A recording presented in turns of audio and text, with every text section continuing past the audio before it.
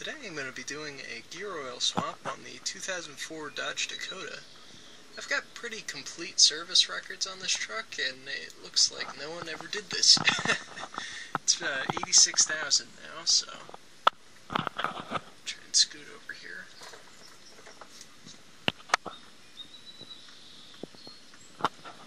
This is a traction lock limited slip differential with 355 gears. Says it takes about 4.5 quarts, I think. That seems a lot, but I don't know. Next step will be cleaning all the old RTV sealant off that cover out there, and I'll show you what comes next.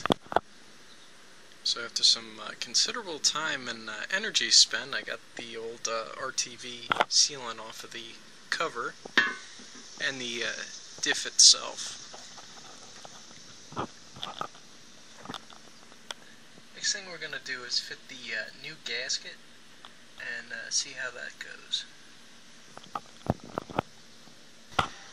It's the first time in history they've actually given me the right gasket, so excellent. Okay, now we got the cover back on, and it's also tightened. Remember, when you're doing this, to do the cross pattern like you would on a wheel, every other one across, just so it evenly distributes the pressure. Now I'm going to put in the positive traction limited slip additive. This needs to be done if you have the limited slip differential or the traction lock differential. This one's the traction lock. If you have the open, you can just put the gear oil in. But